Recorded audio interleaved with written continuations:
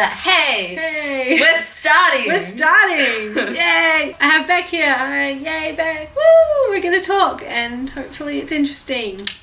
Pets. Pets, do you want the full story? Sure. I had 9 fish.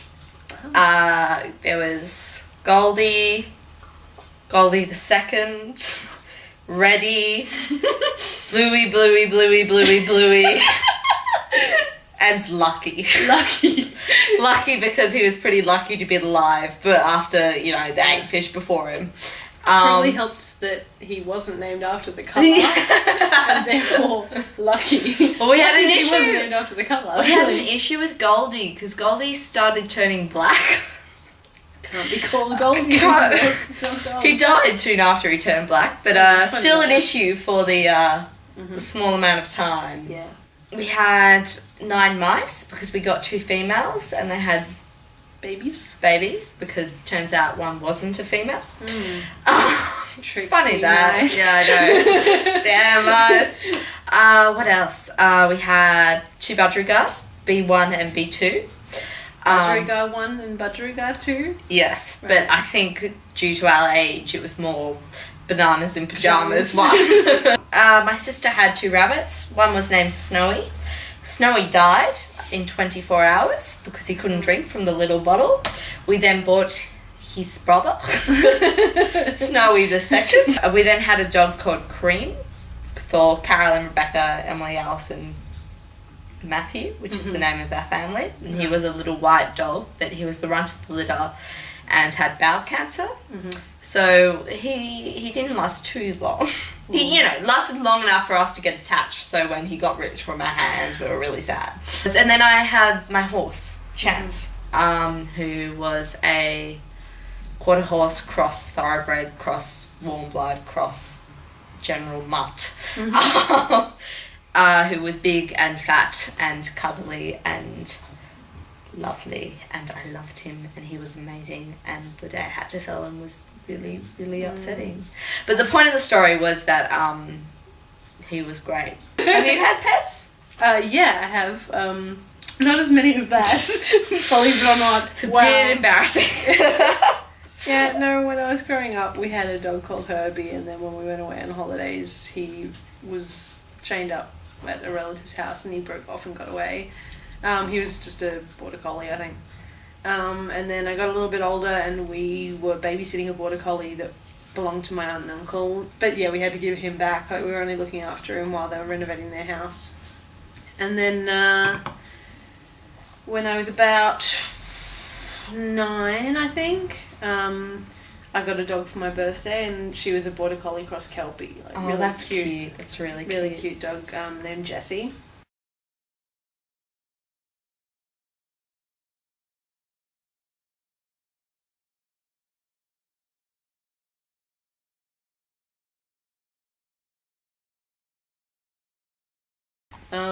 And then we didn't have another pet until we moved to Camden. That was when I was like 12 or something. And then when I was about 13, we got a canary named Gus, and that was another birthday present for me. And then he got sick and died. But while we still had Gus, we got a puppy who's a Maltese Shih Tzu cross. But actually, the story of how we got him was really cute, because we got him from a rescue shelter. And it was it was massive, this place. It had these 2 huge warehouse-sized sheds. You'd walk in one doorway and it'd be a long corridor that you'd walk along, and on each side is just a metre wide cage. I mean, all the way up. And they were about 1 metre wide and about 2 metres long, and there was a little, a shelf about, yay high off the floor where the dog could, jump up and sit on the shelf. And as soon as we walked in, all the dogs just straight to the doorways of their cages, just hello, please get me. And we were walking on, I'm like, oh, they're all so cute. And I'm I don't know, 13, 14 years old, so I'm going mushy over all of them. And my sister, who's 15 or so, is falling in love with 3 over the whole thing. And then we come to this one cage, and up on the bench still is this little white fluffy dog, and he's just completely flattened himself out, head on his paws and just trembling, oh my God. And he looks so scared and so like, oh, what's wrong with him? I wonder, like, is he sick or is he just sad or scared? Or why is he staying up there when all the other dogs are here at the doorway? And we asked one of the attendants who was passing by, like, what's wrong with him? And she was like, he's not normally like that. And she opened up the cage and she walks over to him and she like tries to pick up his chin. The little coin disc thing that's on his collar had slipped between the boards on the bench and turned, and he was stuck there. He'd been trying to get up and come over and say hello, but his whole head was just trapped to the boards. So as soon as she twisted it and he let himself up, he just ran and he was jumping all over us and he was so happy. So we got him, and that was Benny. Family. Alright, I don't have siblings other than my older sister. She's 3 years older than me. And she lives up in Port Macquarie. And then I've got my dad, who's like one of the best people in the world. Like, he's phenomenal. He's really, really intelligent, and he's also excellent at describing and explaining things and teaching, and he speaks really well. Every time I've ever had to see him give a speech, he's smashed out of the park. Like, he's really good at just doing speeches, which is insane, because like I can talk well, but I need to kind of plan what I'm thinking. Yeah. And then like for his 60th we had a party and he did a speech at his party, and I'm pretty sure he didn't plan to do a speech. I think everyone just demanded a speech, so he got up and did a speech, and it was amazing. It was like, you don't just think up those kinds of words. That just doesn't happen. So he's an incredible person. I have so much respect for him. My mum died when I was 16. She had cancer.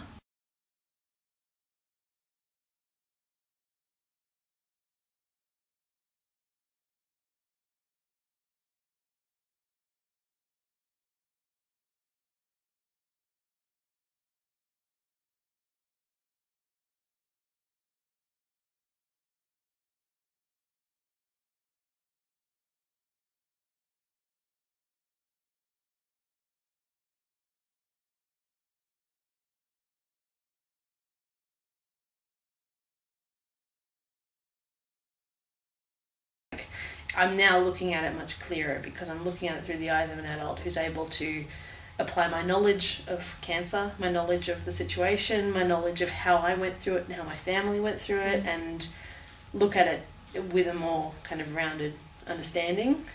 Whereas at the time I was just like, man, pity me, man. Like, it was just like a horrible, self-involved, childish, teenage everything, and I just want to kind of go back in time and smack myself like, you selfish little brat, like, oh my God. But yeah, so that's one of the biggest things that affects my kind of interpretation of family, is the whole catalyst, because before the cancer, my dad was kind of the father figure that just kind of existed in the outer layers. And like, the way I talk about my dad now, there's no way I would have talked about my dad that way before, because I knew my dad was clever and my dad was funny, and my dad kind of growled at us when we were in trouble, and he provided the money and the food, and he was there, but I didn't know him as a person. I just kind of knew that he was dad. Yeah. Whereas I knew mum, because mum was the one who dealt with us on a more personal level in everything. Yeah. So I spent more time with mum. I got to know mum more. And then when mum died and my sister went back to uni, me and my dad were at home alone together, and we suddenly had to get to know each other.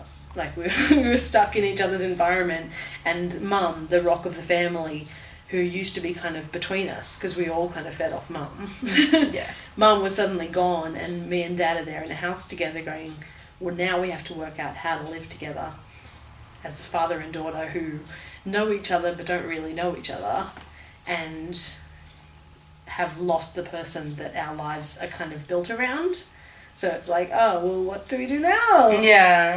And then outside of my direct family, I have a massive selection of aunts and uncles and cousins, because my dad is one of 5 people, and they all have families. So I have a lot of cousins, and then my mum is one of two, so I've got other cousins on that side as well. So I've got a big expansive family.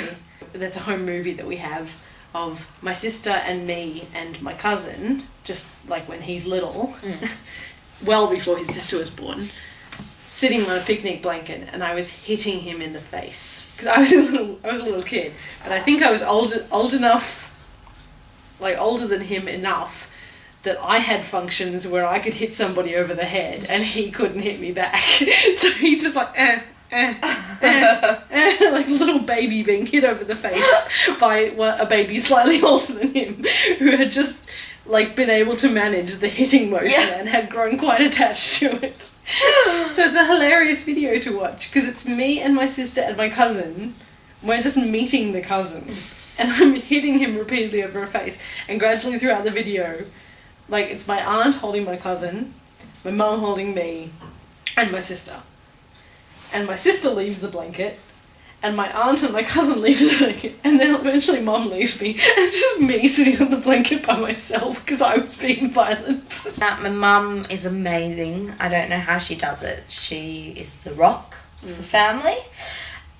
She does everything, the everyday affairs, the looking after everyone, looking after Dad. She keeps everyone in check. She pays the bills, and she